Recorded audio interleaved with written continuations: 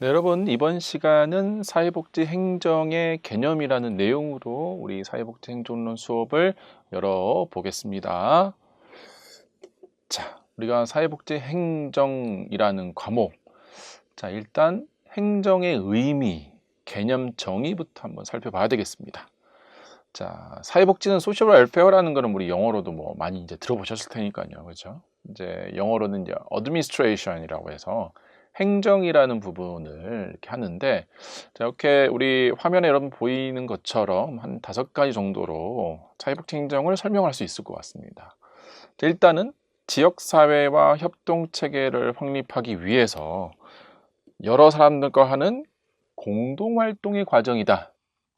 공동으로 어떻게 하느냐에 대한 어떤 규칙이나 어떤 과정들을 정해놓은 부분들이 될 수 있어요. 혼자 할 거면 사실 사회복지 행정이 아니죠. 네, 혼자서 자원봉사하면 됩니다. 하지만 복지라는 시스템에서 이런 어떤 여러 사람들과 같이 어울려서 그런 과정들을 하는 거예요. 두 번째는 국가나 이 사회가 만들어 온 정책이 있습니다. 이 정책을 직접 이용자들에게, 클라이언트라고 하죠. 이용자들에게 전해주기 위한, 그걸 이제 사회적 서비스로 전환이란 말을 쓸 수 있습니다. 그렇게 하기 위한 직원들의 활동이다. 그러니까 여기서 직원은 누구겠습니까? 대표적인 직원. 다 아시겠죠? 사회복지사입니다. 물론 이제 사회복지기관에 꼭 사회복지사만 있는 게 아니죠. 뭐 상담사, 다른 여러 전문직들이 같이 있지만 대표적인 사회복지사 또는 사회복지와 관련돼 있는 전문가들의 활동을 행정이라고 할 수 있겠고요. 앞서 나온 사회적 서비스, 소셜 서비스라고 할 수 있는 이런 부분들이 클라이언트에게 전달되기 위한 여러 가지 인적 조직이다. 그러니까 행정이라는 부분의 핵심은요, 결국은 사람을 이 어떤 이 과정의 도구가 되는 겁니다. 도구라는 표현이 여러분 적절할지 모르겠지만, 이 사람이 결국은 사람에게 뭐 그 물건을 제공한다든지 상담을 제공한다든지 이런 인적 자원에 대한 조직, 기구라고 할 수 있겠고요. 그리고 조정이나 협력, 활동 체계를 통해서 그러한 조직의 목표 달성이나 성취를 하는 과정이다. 이번 시간에 요 내용이 제일 중요한 것 같아요, 여러분들. 행정이란 부분들. 또한 사회적 서비스 제공에 있어서 필수적인 또는 부수적인 활동을 하는 데 있어서의 자원이라고 했을 경우에 우리가 행정이라는 이름으로 붙일 수 있겠습니다. 자, 그래서 요거를 조금 더 진행을 해서 앞에 있는 내용은 사회복지 행정이 이런 거구나 했을 때 요걸 이제 협의에 좁은 좀 더 의미를 축소시켜 보겠습니다. 물론 이제 협의에 끝나고 나서 광의의 개념도 있지만, 협의 개념으로 봤을 때는 미시적 접근이라고 해서 이거는 하나의 사회사업의 실천 방법이다. 자, 요즘은 이제 사회사업 또는 사회복지 실천이라고 하죠. 이런 사회복지 실천의 하나의 방법 중에 행정이다. 즉, 조직의 목표 달성을 위해서 관리자에 의해서 수행되는 서로 의존적인 과업이 이 협의의 사회복지 행정이다 라고 할 수 있겠고요. 자, 그래서 이러한 사회복 조직의 관리자에 의해서 그러한 조직의 목적과 특성에 영향을 받을 수밖에 없는, 그러니까 그 해당 조직의 관장, 소장, 센터장님이 어떠한 리더십이 있느냐. 그래서 우리가 이후에 이제 리더십 같은 거 배우는 거거든요. 해당 조직의 조직 구성원들을 어떻게 관리하는지에 대한 그러한 부분에 영향을 많이 받는다는 겁니다. 그리고요, 조정, 협력, 활동 체계를 통해서 이러한 조직의 목표 달성과 성취하는 과정이 이러한 협의의 사회복지 행정입니다. 자, 그리고 사회복 조직의 구성원들에게 개입해서 이러한 복지 서비스의 개발을 촉진하고 전달할 수 있도록 하는 과정이다.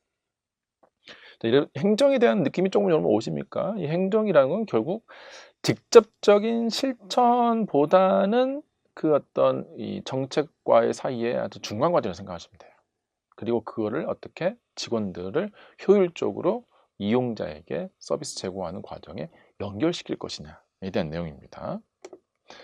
자, 반면에 광의의 개념, 좀 더 사회복지 행정을 더 넓게 한번 보자면 이건 이제 거시적 조건이라고 할 수 있습니다. 클라이언트의 기능 향상 또는 역량 강화를 할 수 있죠. 요거를 이제 사회사업적 기술이라고 합니다. 또 사회복지 실천 기술을 할 수도 있는데, 자, 이것보다는 이제 이거를 이제 미시적 접근이죠. 그것보다는 사회과학적인 지식과 관리에 좀 더 포커스를 맞추는 부분들을 광의의 사회복지 행정이다.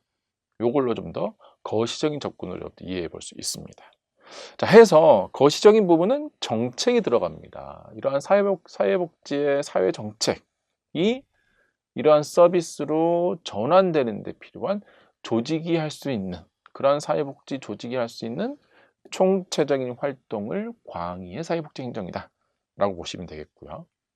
자, 그리고 사회복 조직의 목표 달성은 결국은 구성원 전체에 있고, 이러한 전체 참여를 강조하는 부분이 광의의 사회복지 행정이다, 이렇게 보시면 되겠습니다. 자, 그렇다면 여기까지는 어떤 사회복지 행정에 대한 이제 전체적인 정리를 했다라면, 이쪽 분야에 연구한 학자들이 있습니다. 저를 포함한 이런 학자들이 몇 가지 중요하게 설명한 부분들이 있는데, 여기서 여러분들 공통점들을 좀 뽑아내면 좋을 것 같아요. 스키드모어를 이제 아마 계속 나올 텐데요. 이 학자의 경우에는 사회정책을 사회복지 서비스로 전환하는 과정이다, 행정이라는 게. 그렇게 하기 위해서 이러한 서비스를 효과적으로 공급하고 전달하는 것을 쉽게 하는 방법이다, 용이하게 하는 방법이다, 스키드모어는 얘기를 하고 있습니다.